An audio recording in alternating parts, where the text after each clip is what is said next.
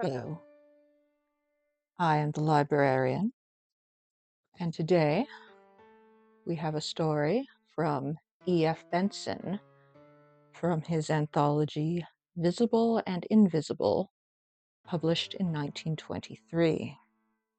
The story is Negotium Perambulans, a story that is sometimes put into the Cthulhu mythos for the creature involved.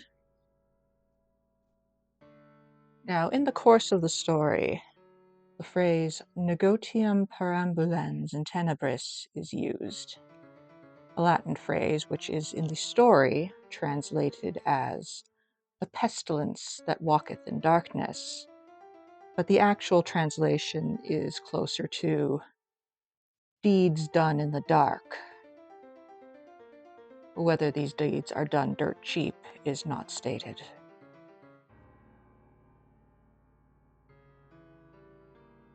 Negotium Perambulans by E.F. Benson.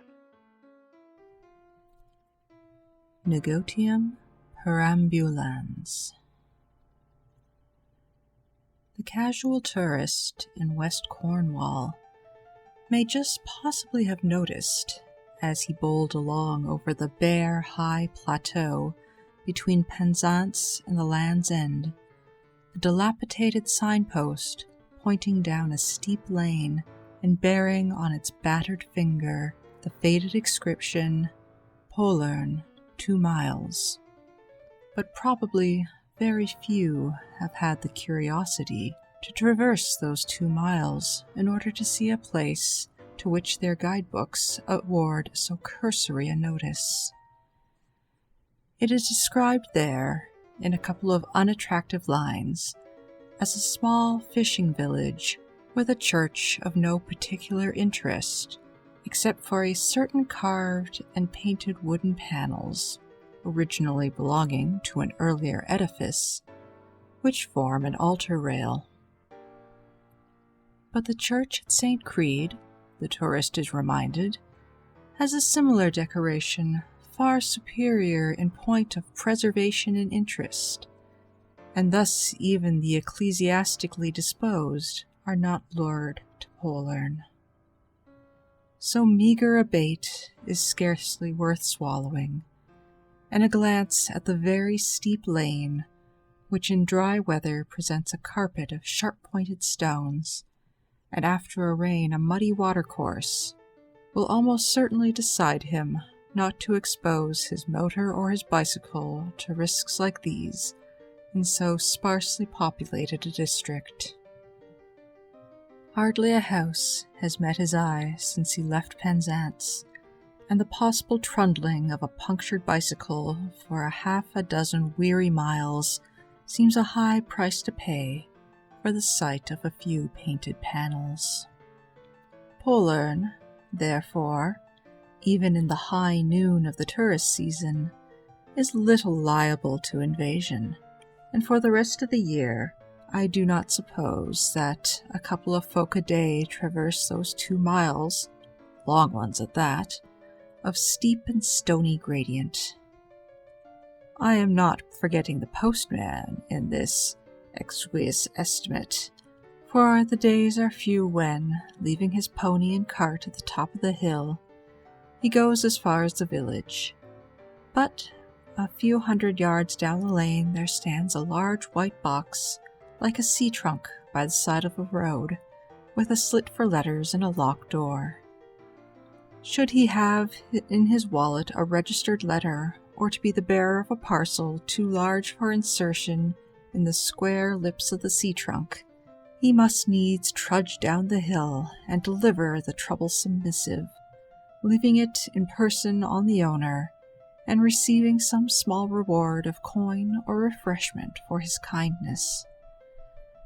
But such occasions are rare, and his general routine is to take out of the box such letters as have may been deposited there, and insert in their place such letters as he has brought. There will be called for, perhaps that day or perhaps the next, by an emissary from the Pollern post office. As for the fishermen of the place, who, in their export trade, constitute the chief link of movement between Pollern and the outside world, they would not dream of taking their ketch up the steep lane and so, with 6 miles farther of travel, to the market at Penzance. The sea route is shorter and easier, and they deliver their wares to the pierhead. Thus, though the sole industry of Pollern is sea fishing, you will get no fish there, unless you have bespoken your requirements to one of the fishermen. Back come the trawlers as empty as a haunted house, while their spoils are in the fish train that is speeding to London.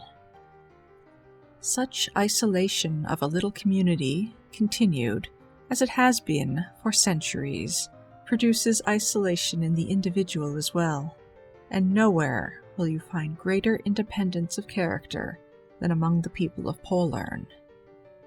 But they are linked together, so it has always seemed to me, by some mysterious comprehension. It is as if they have all been initiated into some ancient rite, inspired and framed by forces visible and invisible.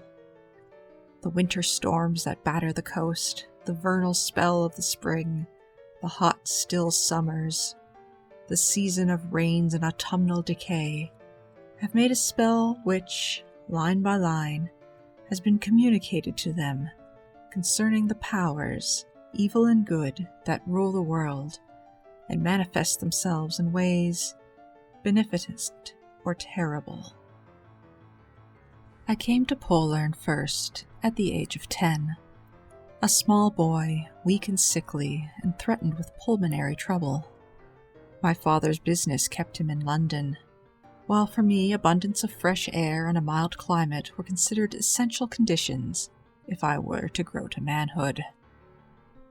His sister had married the vicar of Pollern, Richard Bolitho, himself native to the place, and so it came that I spent 3 years as a paying guest with my relations. Richard Bolitho owned a fine house in the place, which he inhabited in preference to the vicarage, which he let to a young artist, John Evans, on whom the spell of Pollern had fallen, for from year's beginning to year's end he never left it. There was a solid roofed shelter, open on one side to the air, built for me in the garden, and here I lived and slept, passing scarcely 1 hour out of the 24 behind walls and windows.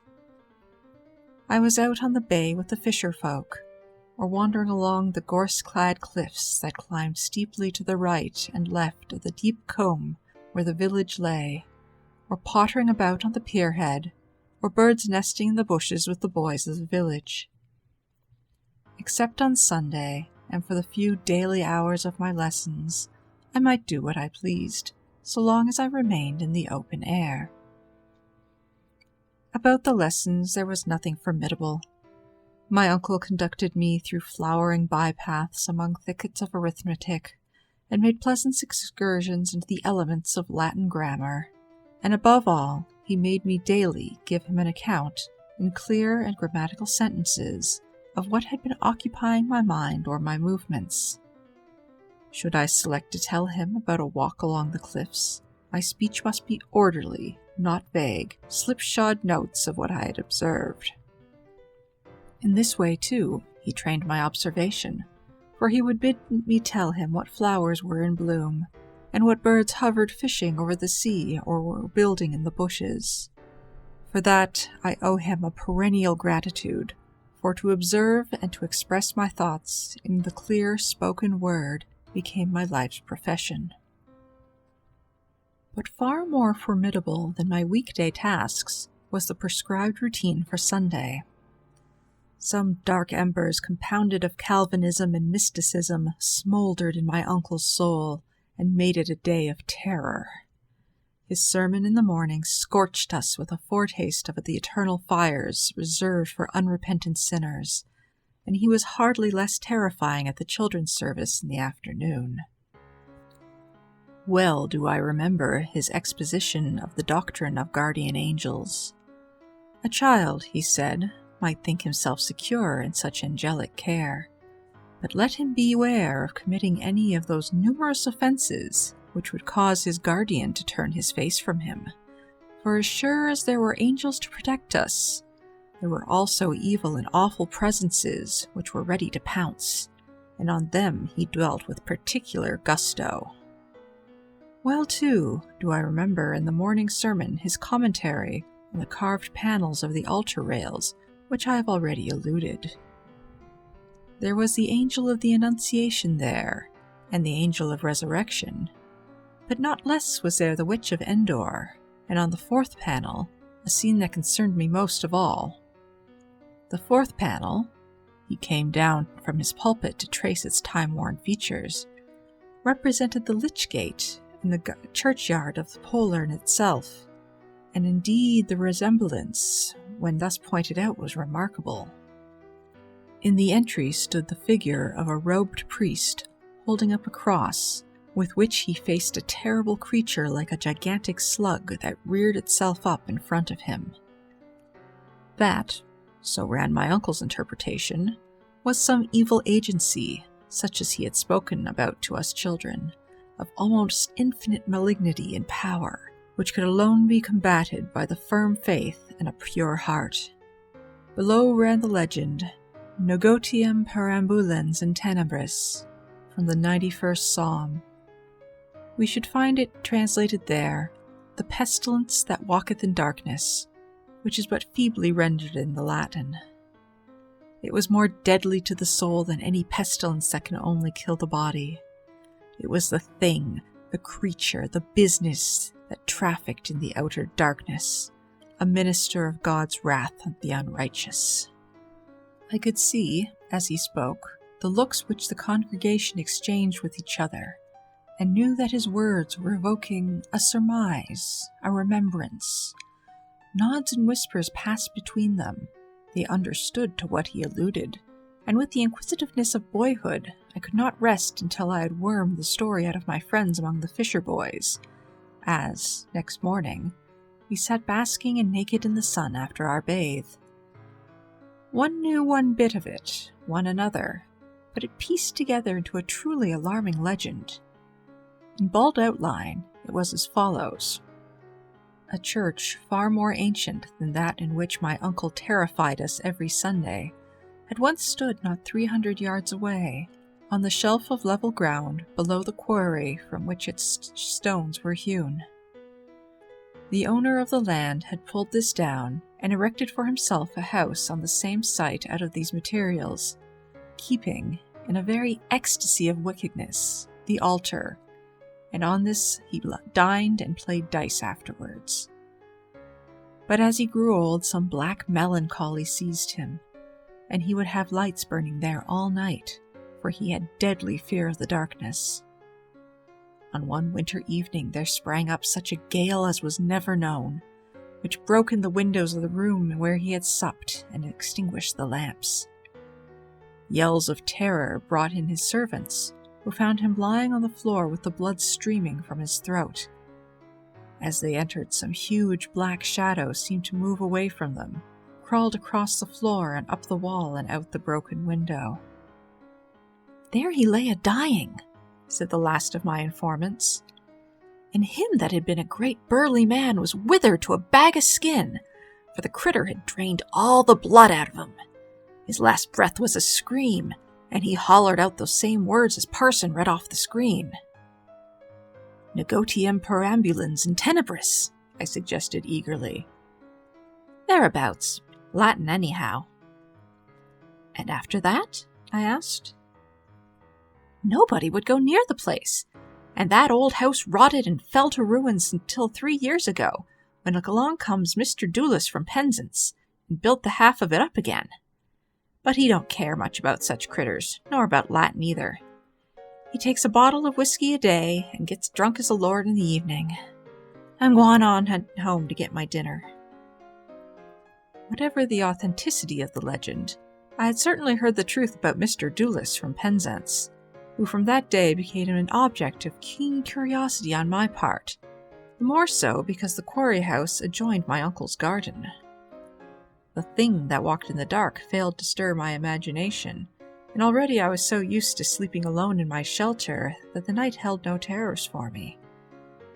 But it would be intensely exciting to wake up some timeless hour and hear Mr. Dulis yelling, and conjecture that the thing had got him.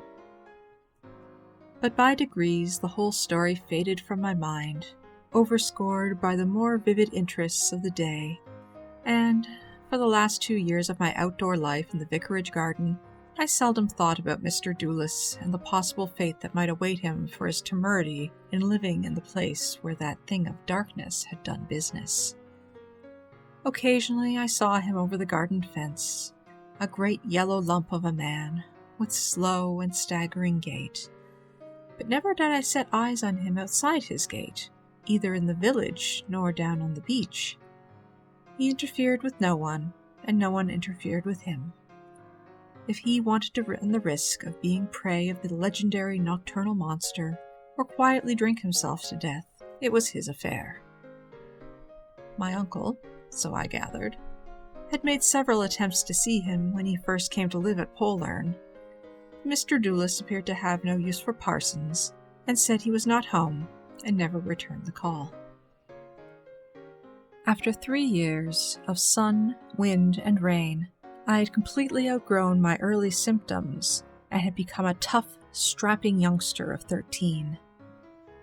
I was sent to Eton and Cambridge, and in due course ate my dinners and became a barrister. In 20 years from that time, I was earning a yearly income of 5 figures, and had already laid by in sound securities a sum that brought me dividends which would, for one of my simple tastes and frugal habits, supply me with all the material comforts I needed on this side of the grave. The great prizes of my profession were already within my reach, but I had no ambition beckoning me on, nor did I want a wife and children, being, I must suppose, a natural celibate. In fact, there was only one ambition which through those busy years held the lure of blue and far-off hills to me, and that was to get back to Pollern and live once more isolated from the world with the sea and those gorse-clad hills for playfellows, and the secrets that lurked there for exploration. The spell of it had been worn about my heart, and I can truly say that there had hardly passed a day in all those years in which the thought of it and the desire for it had been wholly absent from my mind. Though I had been in frequent communication with my uncle there during his lifetime, and, after his death, with his widow who still lived there, I had never been back to it since I embarked on my profession, for if I knew that if I went there, it would be a wrench beyond my power to tear myself away again.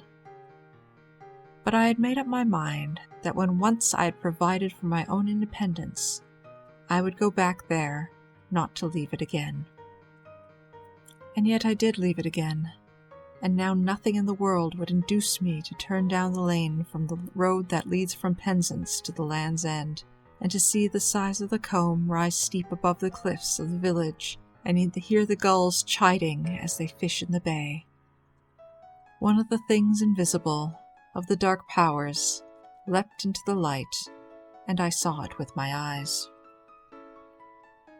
The house where I had spent those 3 years of boyhood had been left for life to my aunt, and when I made it known to her my intention of coming back to Pollern, she suggested that, till I found a suitable house or found her proposal unsuitable, I should come live with her. "The house is too big for a lone old woman," she wrote, "and I have often thought of quitting and taking a little cottage sufficient for me and my requirements. But come and share it, my dear, and if you find me troublesome, you or I can go. You may want solitude, most people in Pollern do, and will leave me. Or else I will leave you. One of the main reasons of my stopping here all these years is a feeling that I must not let the old house starve. Houses starve, you know, if they are not lived in.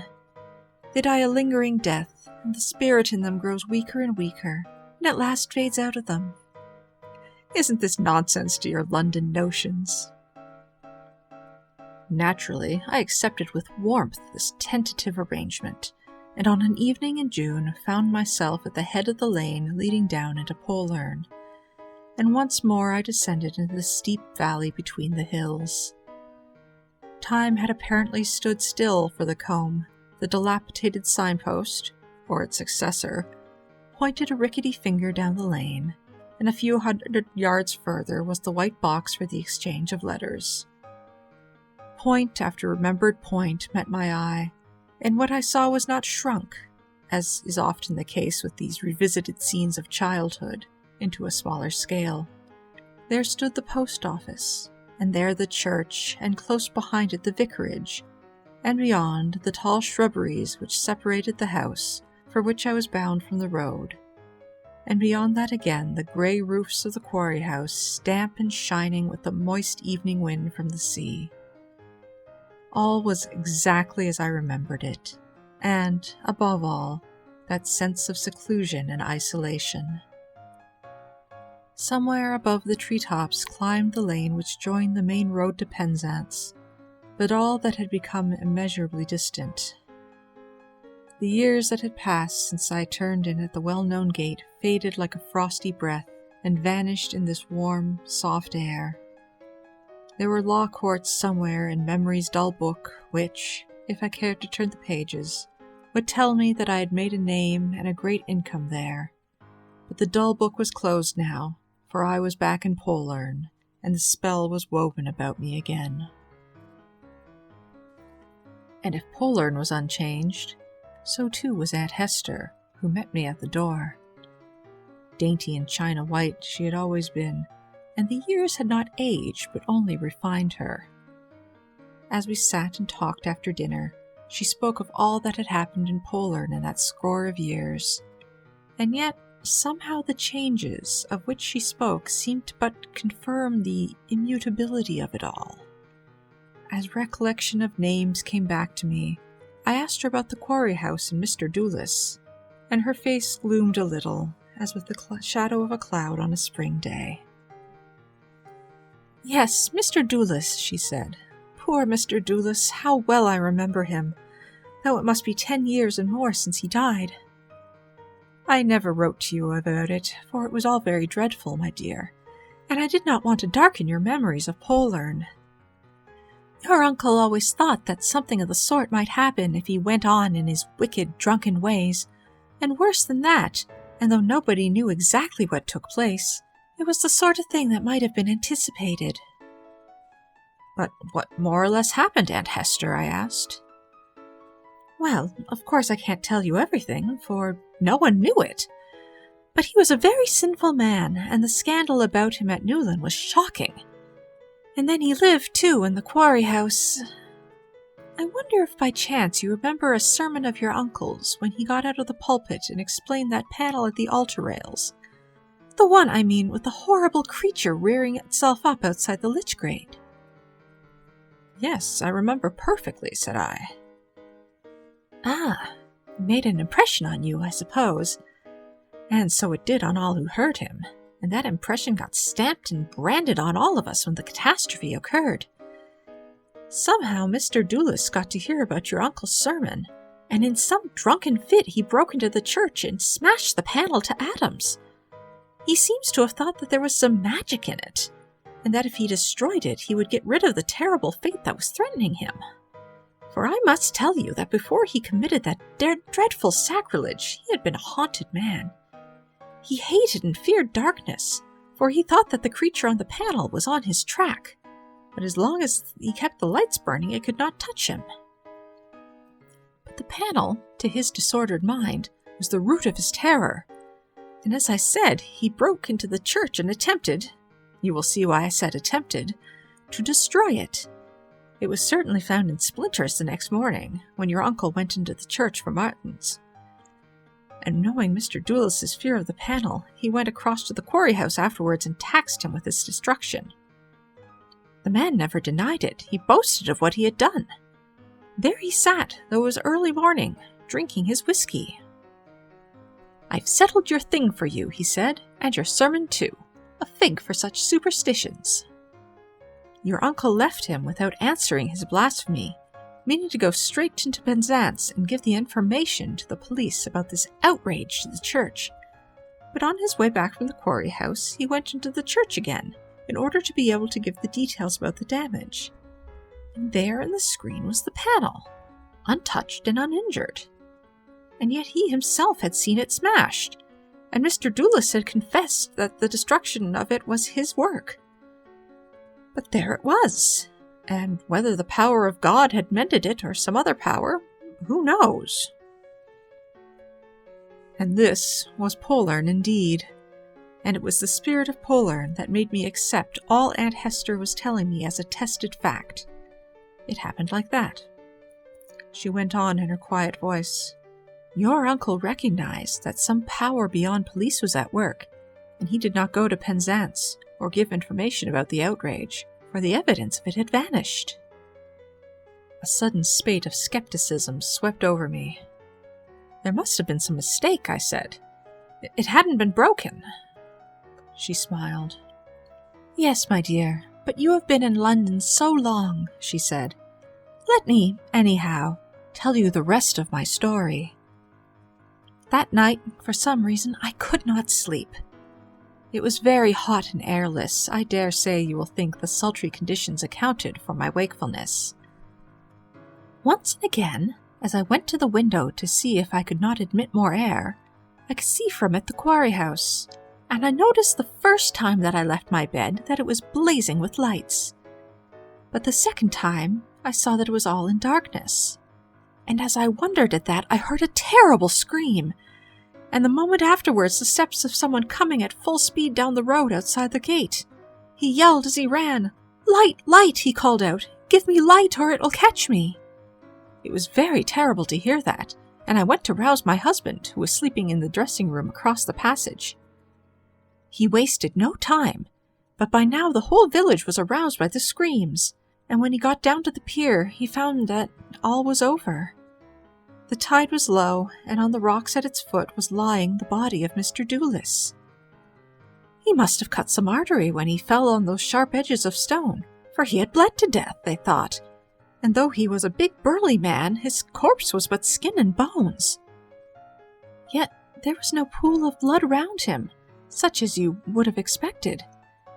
Just skin and bones, as if every drop of blood in his body had been sucked out of him.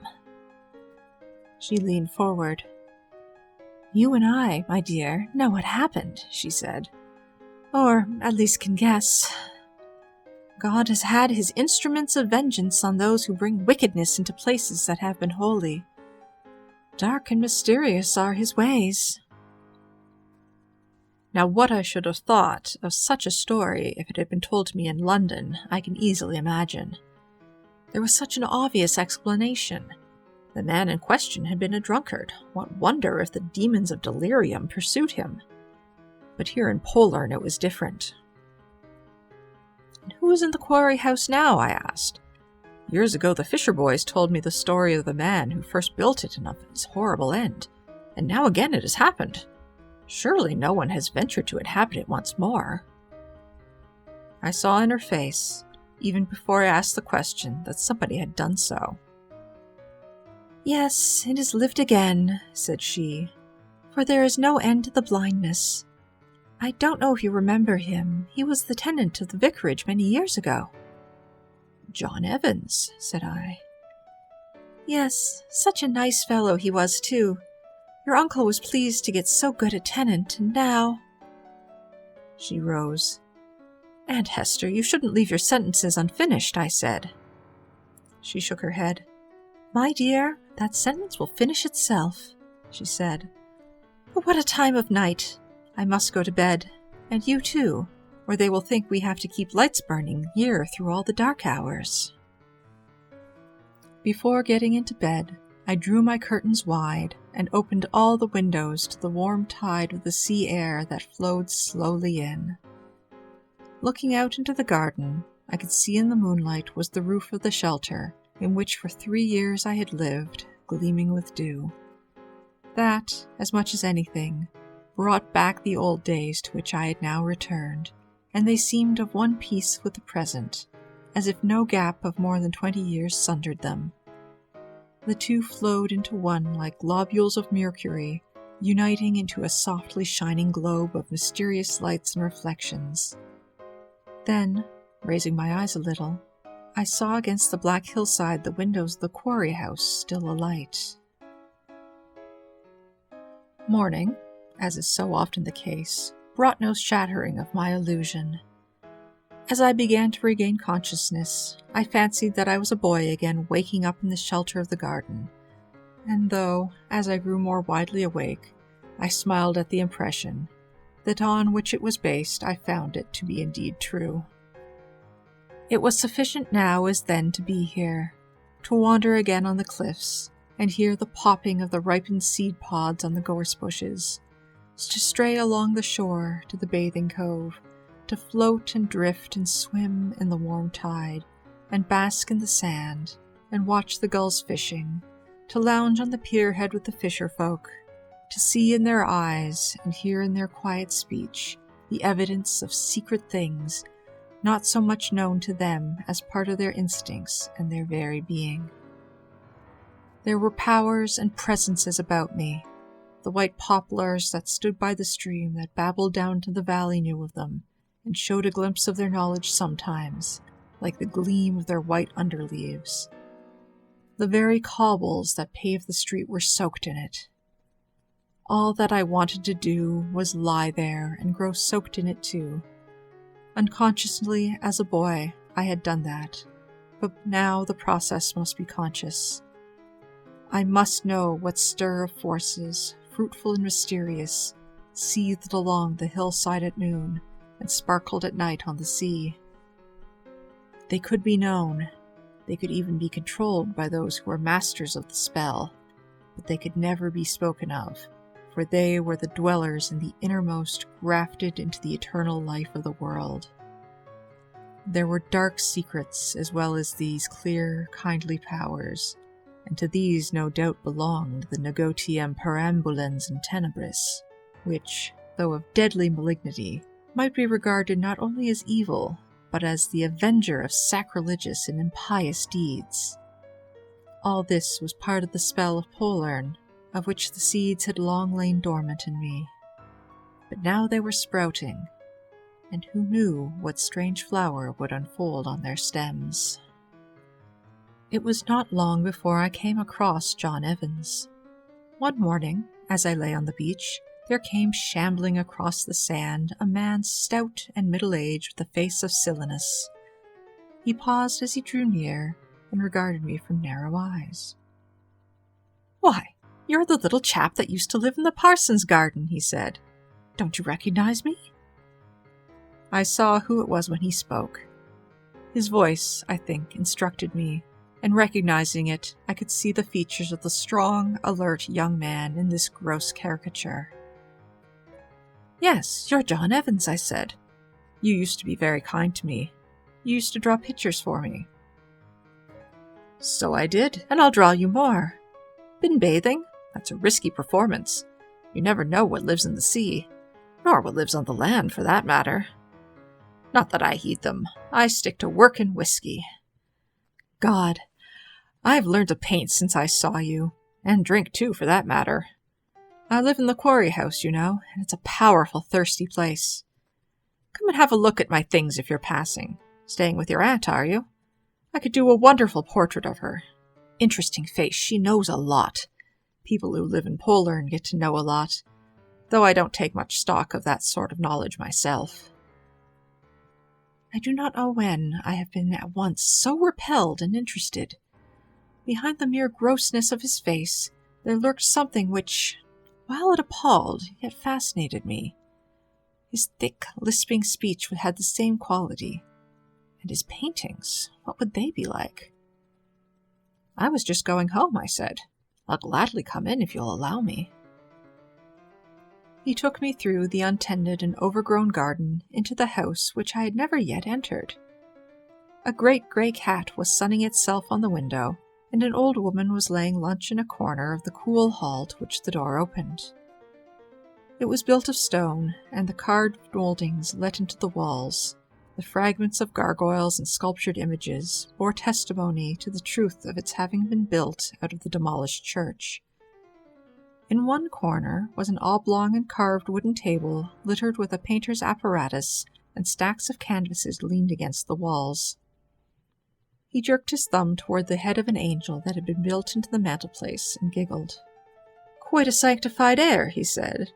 "So we tone it down for the purposes of ordinary life by a different sort of art. Have a drink?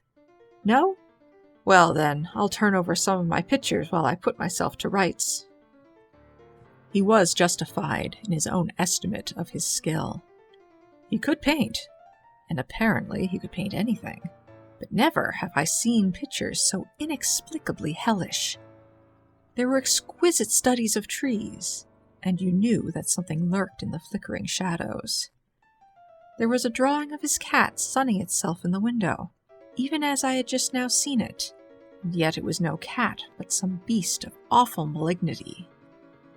There was a boy stretched naked on the sands, not human, but some evil thing which had come out of the sea. Above all, there were pictures of his garden overgrown and jungle-like, and you knew that in the bushes were presences ready to spring out on you. "Well, do you like my style?" he said as he came up, glass in hand.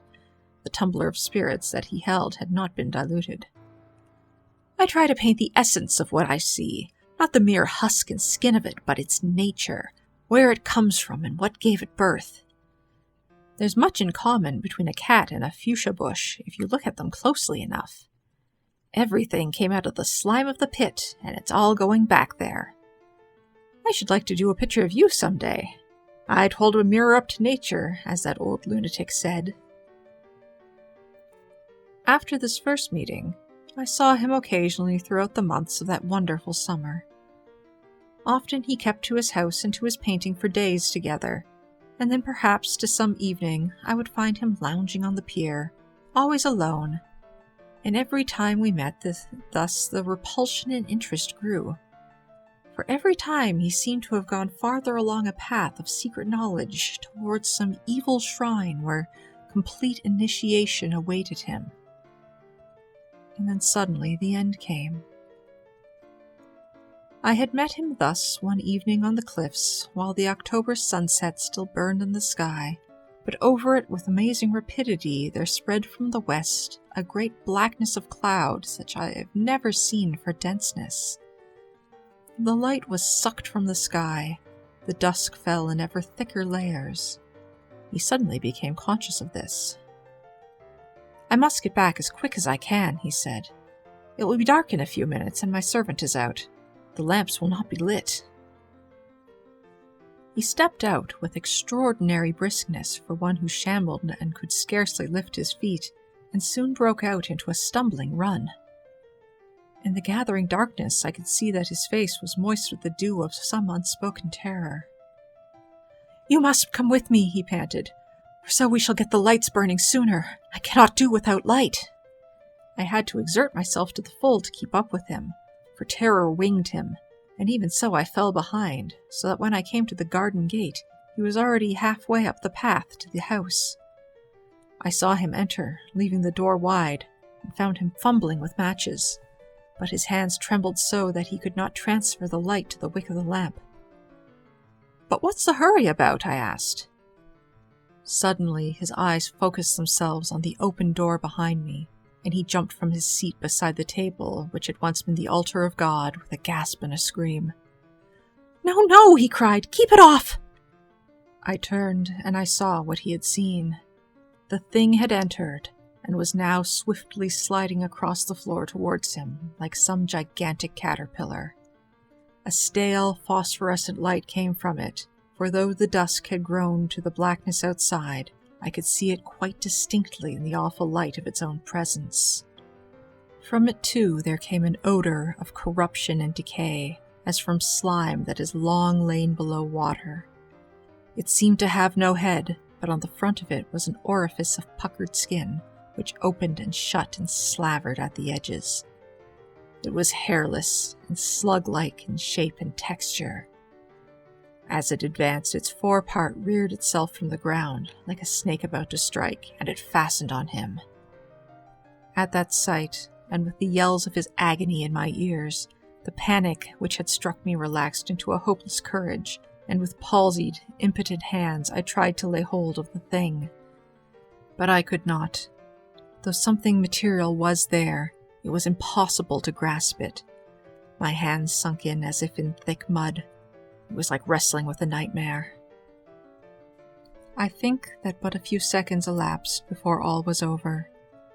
The screams of the wretched man sank to moans and mutterings as the thing fell on him. He panted once or twice and was still. For a moment longer there came gurglings and sucking noises, and then it slid out even as it had entered. I lit the lamp which he had fumbled with, and there on the floor he lay, no more than a rind of skin in loose folds over projecting bones.